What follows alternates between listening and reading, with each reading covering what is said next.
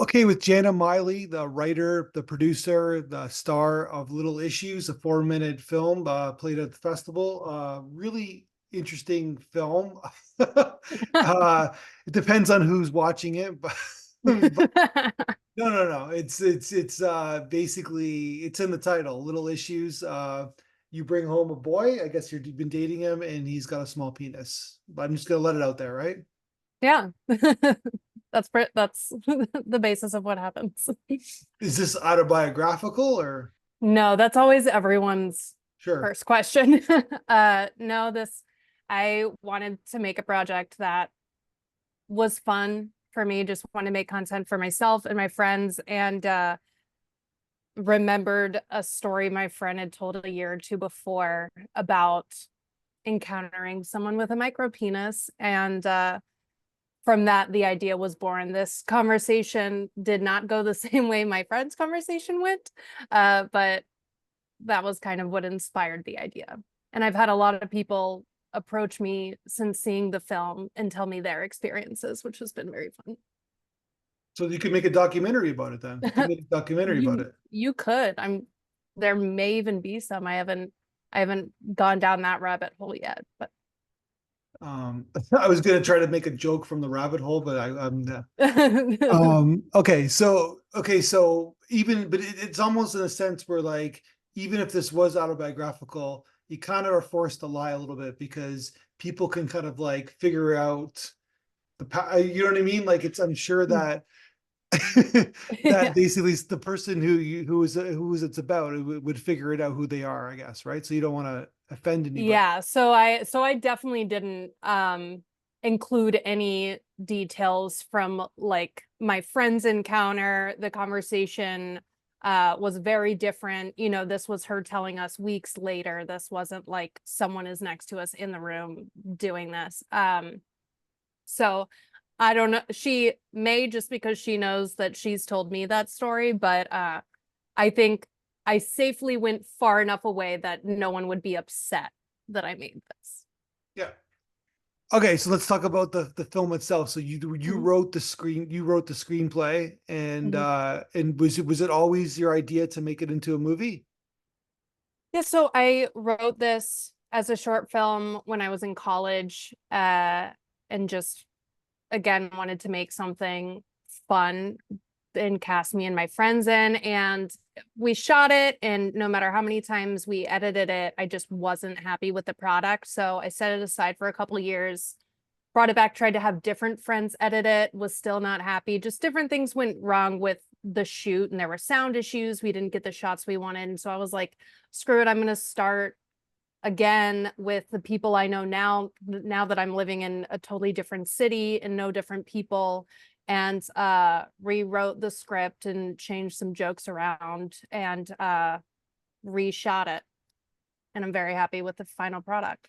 And you're the only like you're the last person, like you had nobody else that who was part of the previous film was a part of No, this yeah, film? no one from the first lot was a part of this That's second one. amazing that you kept on you stuck to this idea, I guess. Yeah, I thought of all the things that I wrote and played around with in college, it was interesting that this is the one that really stuck with me, but it was where I was like, this is cute and funny. Like, this needs to be made. Is there something more profound that you're trying to say in the film though? Oh yeah. I mean, the whole thing is about accepting someone who's different than what you're used to and what the normal is. And it's this difference isn't necessarily bad. We've just, because we're so not used to it, we perceive it as bad, where it's like, no, it's just different and that's okay. And, someone could judge you for this thing that makes you different, but you know that they shouldn't, like when he comments on like, you have small boobs, what do you care if he has a small penis? And it's like, oh well, but we're not allowed to make fun of women for having small boobs, but like, why are we allowed to make fun of men for having small penises? And so just sort of that underlying, like, we should just accept people based on who they are, and like, you're really enjoying this relationship in all of these aspects, you know maybe you can figure this out. Okay. It's interesting that because like the penis is a very sensitive subject for men, and it's Mhm. something that we think about. It's something that's a part of us. Like all you have to do is go to a big city and you see all kinds of penises, right? So basically, it's part of our. No, seriously, it's like everything is shaped like a penis, right? That took me a second. I didn't know you meant skyscrapers. I thought you just meant when you go Yeah, party with new people, big yeah. city. But I'm following now. The sports stadiums are vaginas, and the skyscrapers are penises, right? Wow. I've I've lived in New York and Los Angeles, two of the biggest cities, and I've never made that connection, but thank you. Yeah. All you That's have to do neat. is see Toronto, see the skyscraper from Toronto, Oh, right? CN Tower and the Sky Dome, perfect. right? On my list. On my list. Okay, so basically, but like it's like, listen, there's a symbolism. Like there's a lot of ways to create buildings, but they created it with one big stick up in the air, right? So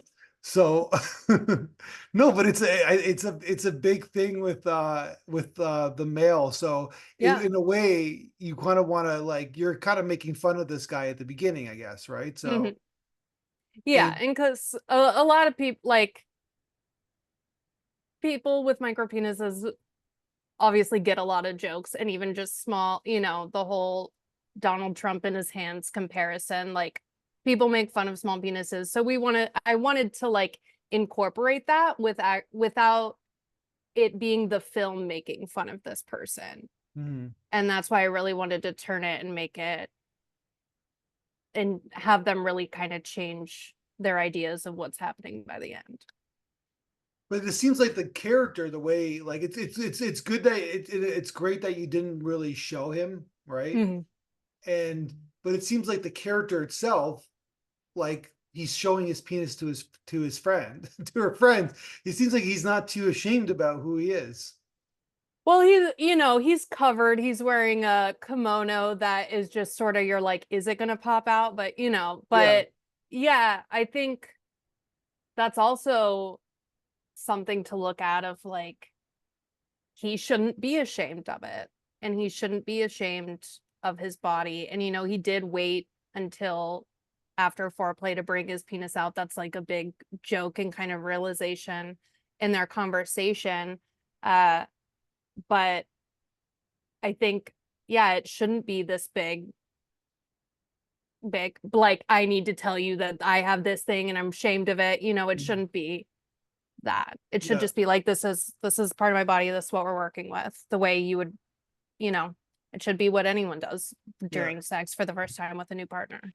So you had me thinking like a couple like centuries ago, men would be married when they're like 15, 16 years old. They would just be with the same partner forever. They wouldn't might not have even Yeah. known, right? Yeah. Because there's also not media to really see and tell you there's a difference. You'd Yeah. have to just, talk around the town. They Yeah, were exactly. blessed Who's back gonna then, do I that? guess. Who's gonna do that, Exactly. right? But they also, they had like the knights, like the knight in shining armor, they would like make little like penis holds for them too, when it's like, what is that really necessary in Yeah. the armor? We're all overcompensating, right? So Oh yeah. but then again, they used to pee in troughs. So I guess they would like the men would like size each other up, I guess, right? Yeah, that's probably always been a thing. Yeah. No, because listen, it's a very sensitive subject for men. It's nothing that like men are gonna like talk about, right? Yeah. Yeah. And like they are who they are, right? So I think you're onto something here. So is there like you made this film, it's less than 5 minutes, it's a great little comedy piece. Is there something to take from this film? Like do you want to like make more skits like or more movies like this, or what's your Yeah. This is definitely the most like sketch like film or thing I've written. Um, I've definitely straight. So since I wrote this in college and now being near 30, I am now 4 years sober. That's a new addition since I wrote this. And so I've noticed a lot of my writing now is about my journey in sobriety. And so then I have a couple shorts I'm working on now, but the main one I'm trying to focus on is another quick, probably more than 5 minutes, but comedy. But it is just about my being in the first few months of sobriety and what that looked like.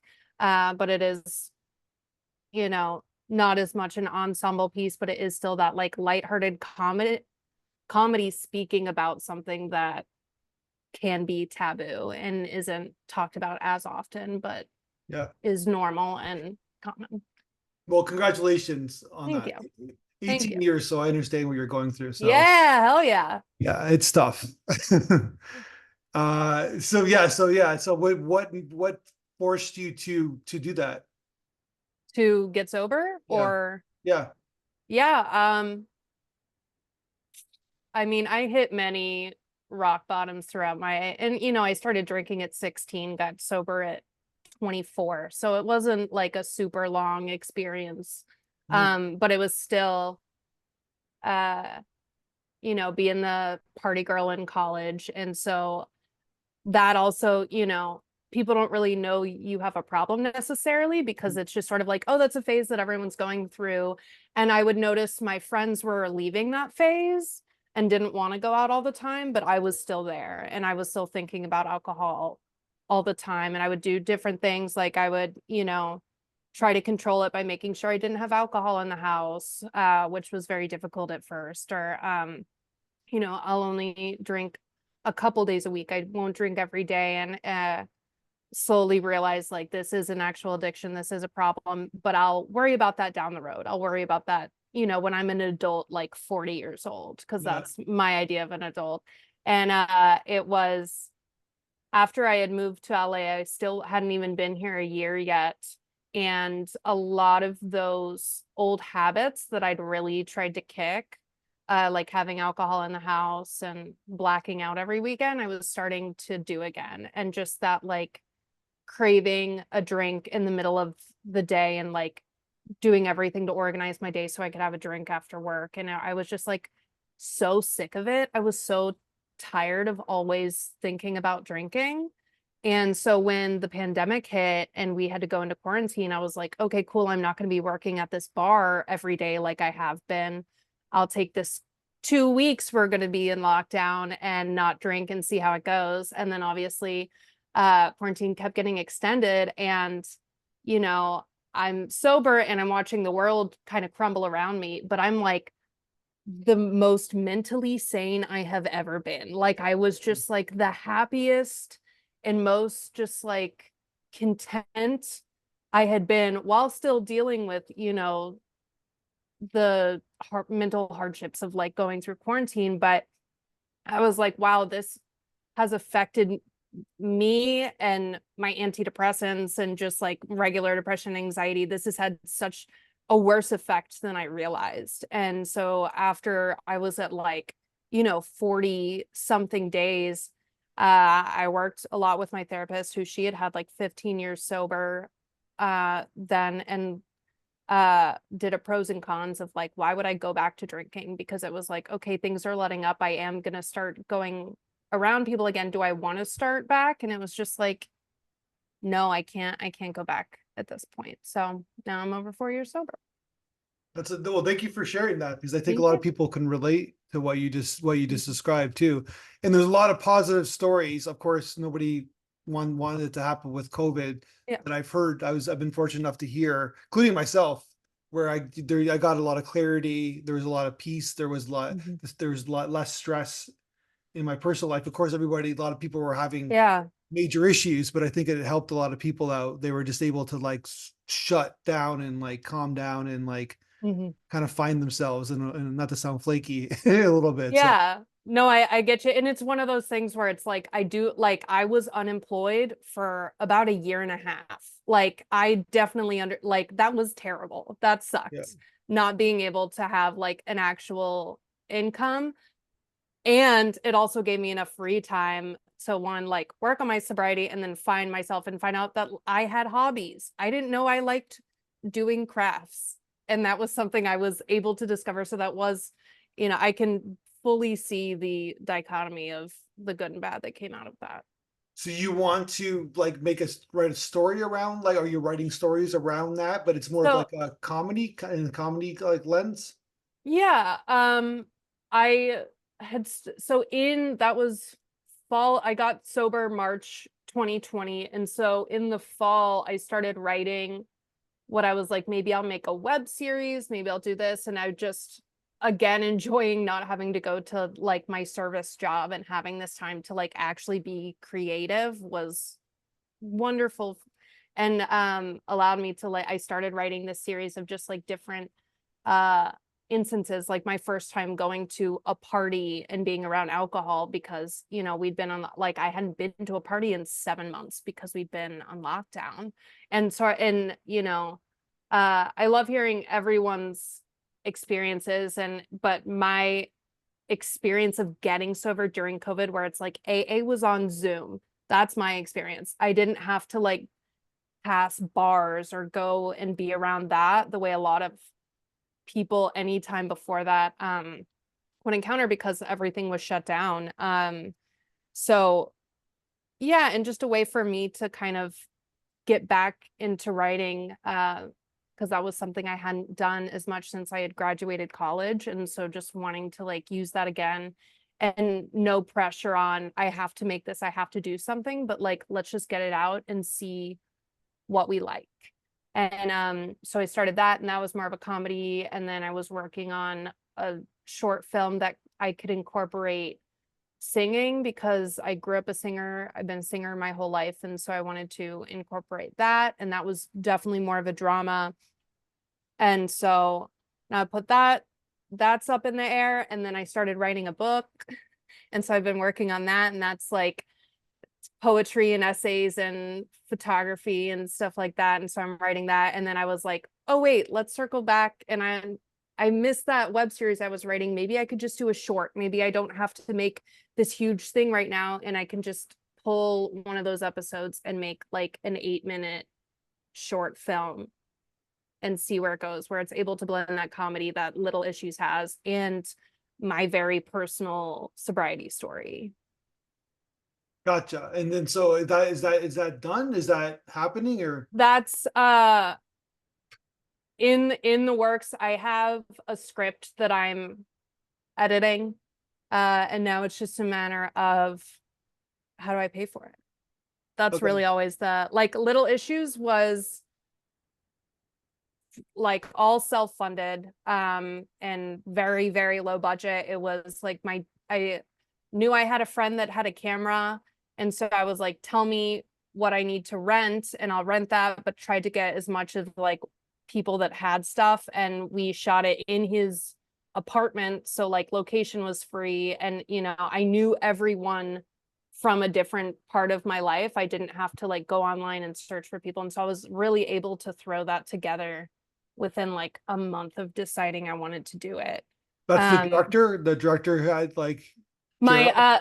that was my DP. My director, Jerah, he's one of my close friends. I'm getting coffee with him later this week, and I just one of those people I always trust his opinion and send him any scripts I have with it. And he has such a background on sketch comedy that I was like, I want you to do this. And I knew he was about to go out of town to shoot a pilot presentation. He was going to be gone for a few months. So I was like, all right, you leave in a month. We're going to shoot on this day. Cool. And he was like, yep, let's go. And so that was my sort of motivation and like time crunch to be able to get this film rolling.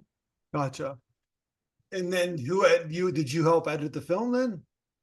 I had my friend Ethan Bleach, who I met from we went to school together but didn't know each other until after we graduated and I moved to LA and we were introduced. And so he uh is an editor. That's his full-time job. And so he edited, and he put it all together, and then I was with him. We had like 2 sessions where I was with him and tweaked like every millisecond, moved these beats and stuff like that. Uh, and then it went to our friend Sachin, who did the coloring. The coloring So, on it. Cool. So yeah, so I think you're like onto something. I think this is like you said, in terms of the story beats, in terms of like, because when this film got passed to me, I'm like, oh okay, I'm like, I'm gonna watch the film, and then it was like, oh, there's something here. There's like, it's funny, and it doesn't stop, and it feels like it's Mhm. like a, it's funny because it feels like it's just like it's an 8 minute film, but it's actually 4 minute film. And it's like, oh, there's something profound here. Like it's like not just like let's just make fun of the guy with the small Yeah, penis, right? thank you. Yeah. Yeah. So because it's like, yeah, we can listen, men need to be make fun of more, but at the same time, it's like, but Yeah, you know it what I still mean? is, and Jerah, my director, helped me with that too, where, Yeah. it was 3 more pages and he's like, we get it. He has a small Yeah. penis. Like, we don't need to make 3 extra pages of jokes, cut it down to this, send it back to me. And so it was great having, that extra, not only we don't need to make fun of someone's body that long, but also just the purpose of comedy. Like, is this really pushing the story Yeah. forward? And having someone uh by my side to help me through that.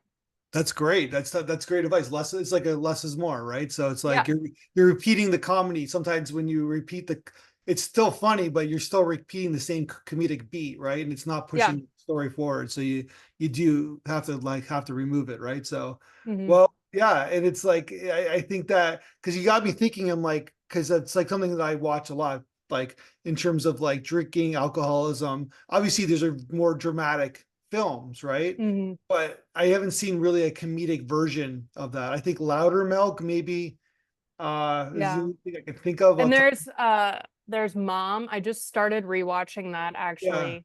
But that also has I was watching that yesterday and had to turn it off because I was crying because there was a death. Like, they deal with a lot of hard stuff in life, but it is a multicam comedy. And yeah, that's again one of, especially because you're seeing people, and there are some relapses in that show, but like, you're seeing people in sobriety, and so much of the film, as you know, about recovery is seeing people in their lowest moments, and it's triggering, like, straight up. And I remember when I was a few months sober and I had never seen A Star Is Born, and oh, one okay, with Lady Gaga and Bradley Cooper, and my parents put it on, and they knew I was sober, and they knew, uh and there's this scene, and I was not really paying attention. I had no idea that he plays an addict in that at all. And there's a scene where he just like falls into the bushes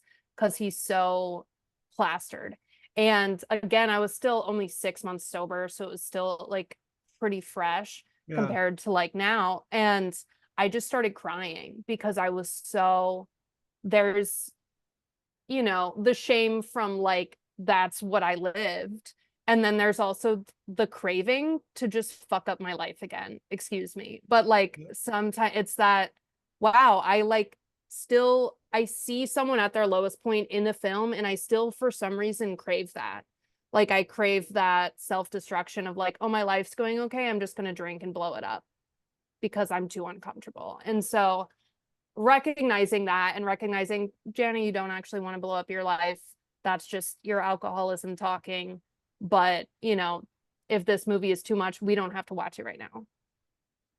no, it's very profound. Yeah, it's like because like you're 100% right. It's like you said it very honestly. Like that's the self-destruction of it, right? Mhm. It's like that's addiction. It's like the gambler who like secretly wants to lose, right? Like Mhm. it's the alcoholic who secretly wants to blow everything up, right? Because Mhm. that's what because yeah, they're uncomfortable, so they might as well blow. Yeah. But what you said was great. Yeah. So yeah, so I think that's a really good teaser what you just said as like as a linchpin for a film in a lot of ways, right? But I know it's been done a lot and but there's always an original point of view. So I think what you Yeah. just said is an original point of view. I really believe that. Hmm. So Yeah. And that, the difference between Little Issues, which was inspired by, but, still very much the characters are created just from my imagination. But uh, I I can't, yes, I can of course tweak my own story and make it funnier for TV, but like I'm telling my story, so there's a lot more confidence in that of like I can't really do it wrong. Some people can just not like how it's done, but you can't dislike the story because it's mine and it's true. Yeah, 100%. Yeah. So, but in The Star Is Born, like he's a successful like functioning alcoholic, right? Yeah. So you never watched the previous like incarnations. You never watched the Barbara No, Streisand version, had or never no? watched. And then I remember my friend was like told me about how, you know, oh, and then he dies. And I'm like, what? And he's Yeah, like, Jana, there's been like 5 of these movies. Like, I'm not spoiling anything. It's been out for years. Like, yeah, you can't be mad at me for that. yeah. You know, he did a good job as an alcoholic. Yeah. He really did. Yeah. Bradley Cooper. Yeah. So, all right. Well, congratulations. I'd love to talk to you Thank again. you. And when you keep making movies, I know there's a lot of moving parts and stuff like that. But even a film like this is like, it's like, look at, we're talking right now, and it's like, I'm not saying it didn't cost money, but you know, you have Yeah. two. And by the way, your two co-stars, like fantastic, because it's like Thank you. they're really just like they could almost be thankless roles because they're just setting you up, but they're great. They're fantastic, Thank you. right? So like meaning that, you know what I mean? They brought depth Mhm. to these characters. Yeah. There's like they're three-dimensional characters. You know Thank what I mean? you. So very good writing, but they really hit it home. So work with them Thank you. again if you can. I definitely will. Thank you. All All right, well, congratulations, and let's talk again when you make your next film. right. Thank you so much. Thanks.